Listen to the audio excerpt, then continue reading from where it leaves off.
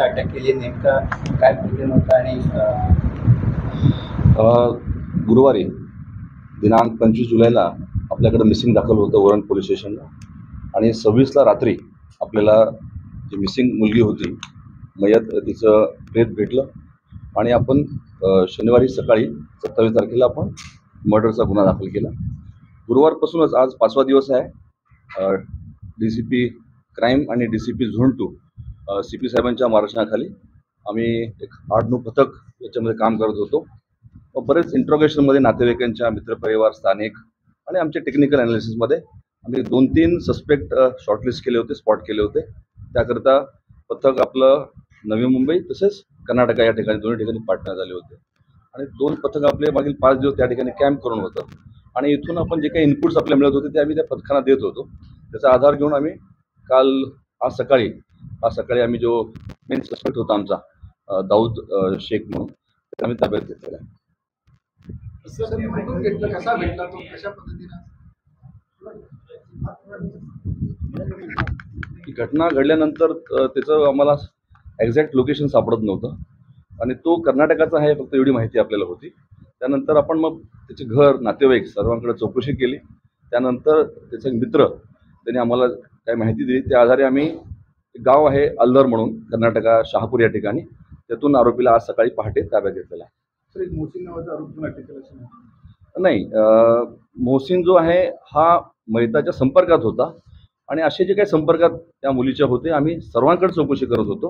कुठलाही अँगल आम्हाला त्यातून सोडायचा नव्हता. 3-4 सस्पेक्ट आम्हाला वाटत होते. त्यापैकी हा जो सस्पेक्ट आम्ही जो ताब्यात घेतलेला आहे त्याला आम्ही ताब्यात घेतलं, विचारपूस पण केली आणि त्याप्रमाणे त्यांनी कबुली दिलेली आहे. याच्यामध्ये दुसरा कुठलाही सस्पेक्ट नाही. सगळ्यात महत्त्वाचं हत्या करण्याचा मोटिव्ह नेमकं काय?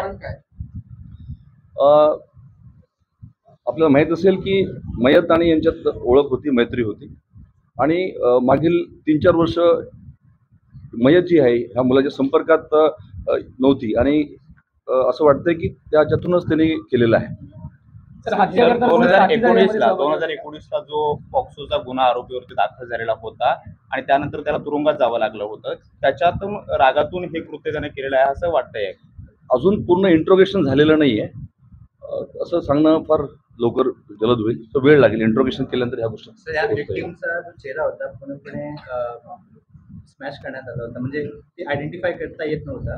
नेमका झाला काय होता? जी माहिती अद्याप मिळालेली आहे, आपण जे PM करणारे डॉक्टरांशी पण चर्चा केलेली आहे, त्याच्या आधारे स्टॅब इंजुरीज ज्या आहेत त्या फेटल होत्या आणि चेहऱ्यावर जे आहे ते कदाचित आता PM रिपोर्ट आम्हाला आज प्राप्त होईल. शक्यता आहे की जनावरांनी कुत्र्यांनी ते केले असं शक्यता. सर, हत्येच्या वेळी कोणी साथीदार सहभागी होते? नाही, सध्याच्या प्राथमिक तपासात तर नाही.